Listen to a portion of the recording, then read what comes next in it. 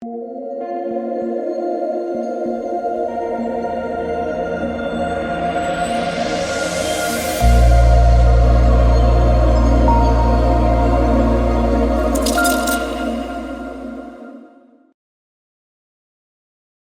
is going on, guys? Here to break down the 4-game NBA slate on Saturday. If this is your first time watching, welcome to my channel. My name is DK. Also make content for NFL, daily fantasy sports. If you guys are playing the week 11 main slate, I do have a video up for that. And for Prize Picks, they are the sponsor of the video. You can use the code DKDFS for a 100% match up to $100. Had a tough day over there, got hooked, went 2 for 4, and both the plays that missed by 0.5. So that's not fun. Wasn't fun at all, but it is. Normally, Prize Picks is pretty fun. Again, player prop site and a lot of different sports you can mix and match. So if you guys want to give it a try, make sure to use the code DKDFS for a 100% match up to $100. So that's basically a free $100 to play with on the site if you use my code. And if you guys are looking for premium content, you can check out my Patreon link down below. So now let's recap my lineup here from tonight. Great night, but Jalen Green, foul trouble preventing the takedown. Yeah, I'm in a little bit of pain, guys. So this is a $100 entry, won $2,000. So again, 20x. Good night. But man, the Jalen Green foul trouble. Oh man, I can't believe it happened. Oh, I can believe it happened because every time I play Jalen Green, the longest stretch he would shoot 10% from the field, and then I finally faded him these last week and a half, and he's just going for 50 every night. Buy in because he's playing point guard. I also take his over an assist. That was one of the plays I got hooked on because he got in foul trouble. I took his over 5.5 assists. And then he gets in random foul trouble and just has an average game. Now, what I was surprised about, so Jalen Green tilted me, but what I was surprised about was the ownership here for Miami. 7-man rotation. I was shocked how low on some of these guys. Some of these guys were 45% Lowry, 27% Highsmith, only 30% Strus. Jamal Cain only 31%. He for some reason only played 15 minutes while everyone else played 60. Just give Jamal Cain more minutes. That really did tilt me. But yeah, Embiid smashed. Devin Booker absolutely smashed, going for 78 fancy points. So did nail the 2 spend ups there. So yeah, guys, it was a great night, but was this close to a takedown if Jalen Green just didn't get in foul trouble. The double overtime in the Cleveland-Charlotte game didn't help. I didn't have any exposure to that game, but yeah, that's the recap. Really, really solid night, and hoping to keep going for this 4-game slate. So let's start off with Orlando and Indiana. So on the Orlando side, no Banchero. Keep an eye on Gary Harris. I think he could rest. It's a back-to-back. First game was today, so I would think he's going to be out. All the main guys look relatively similar here with Carter Jr., Franz Wagner, Bull, and Suggs. Suggs has been the best over the last couple games, 44 and 40 fantasy points. But Bull's minutes have been pretty secure, 35, 31 minutes. We know he's a good point per minute guy. He looks good in the mid-range. Carter Jr. said he's going to play tomorrow as well. Keep an eye on it. If he does miss, then that changes things. Then we kind of get a situation a couple games ago where Mo Bamba would move in the starting lineup. He would look great, and then just everyone else would look even better. But yeah, Carter and Franz at the top. I mean, it's a really good matchup. So I think they're both pretty good plays in that upper mid tier. Below that, I mean, Okeke feels priced about right. He's going to start and play around 30 minutes. I'm fine with him, but he's not a priority.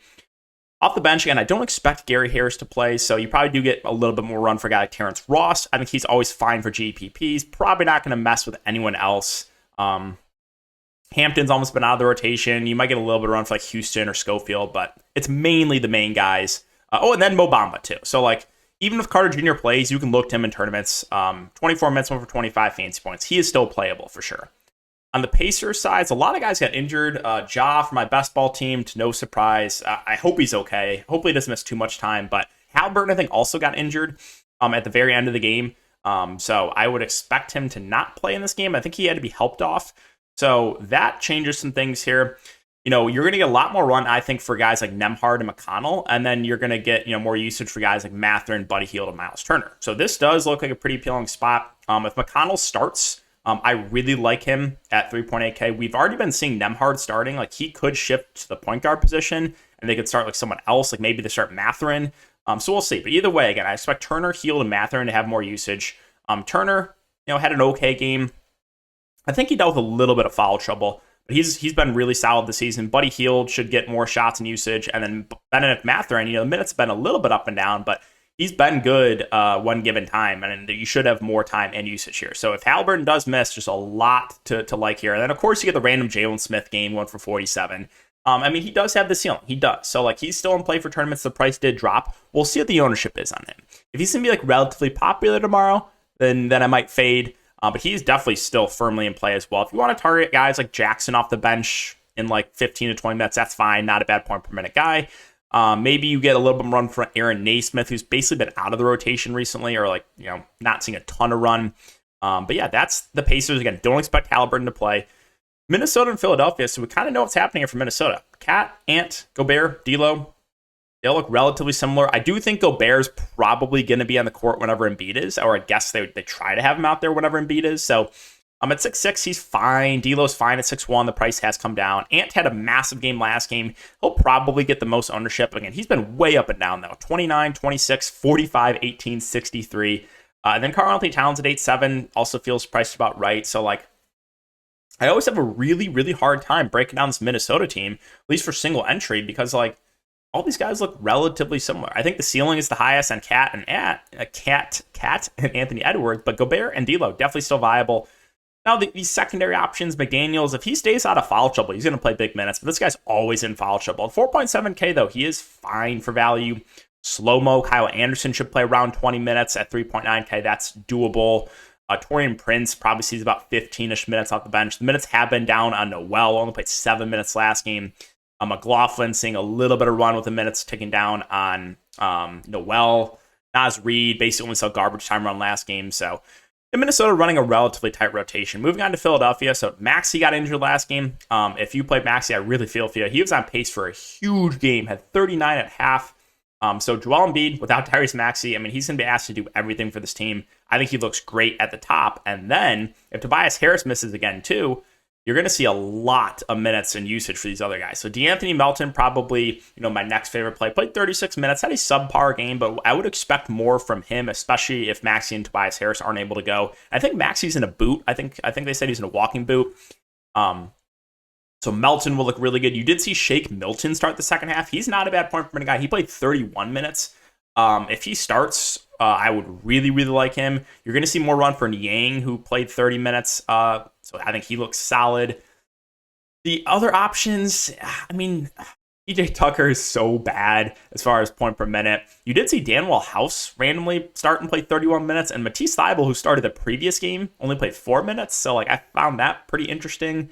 But I would say mainly it's going to be Embiid, Melton, Niang, and Shake Milton. If you want to target some of these other options, you can, but they're very low usage guys. Now, if Tobias Harris ends up playing, then just kind of downgrade everyone else a bit, and Tobias himself would look pretty good at 6'9". Utah and Portland. So a couple of these Utah guys were very popular the previous slate, and of course, no one played them tonight, and they smashed. Markkanen and Vanderbilt were the two guys that were really chalky last slate. Vanderbilt went for 50 tonight, and Vanderbilt went for 30, of course. That's just always how it goes in DFS. But, decent matchup here. Another team I kind of have a tricky time breaking down.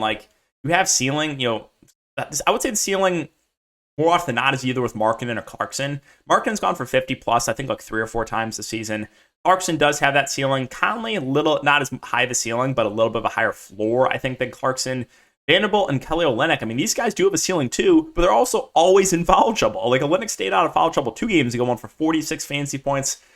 Just this Jazz team does piss me off. Sexton, minutes have been ticking down, which is a little bit frustrating, but he's still not a bad point per minute guy. Of course, Malik Beasley's been playing extremely well outside of when I played him, here at no ownership when he started and went for 14 fantasy points. Every other game, though, 30. He's fine. THT seeing a little bit of run. He's playable as a dart throw. Walker Kessler, again, with Olynyk getting in foul trouble, put 20 minutes. Also just really a dart throw. On the Portland side, not a ton I'm interested in. I think Dame's fine at 10-1, but definitely not a priority.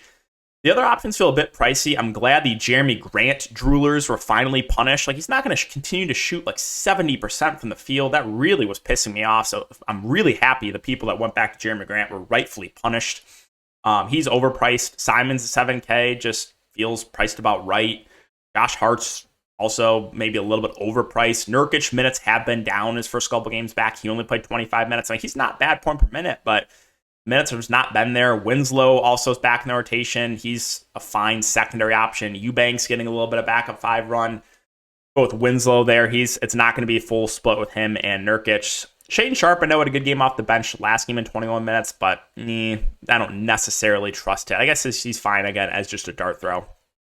And finally, the Spurs and the Clippers. And of course, this is the late game. And of course, we have question marks. Popovich, is there anyone worse than Pop, man? I mean, how do you have Keldon Johnson ruled in the starting lineup and then out 5 minutes before lock? Now he's probable, but then you have Jakob Poeltl and Devin Vassell questionable. It's like, I'm tired of this team, man. There's like 3 or 4 guys questionable every game. It's always a late game, too.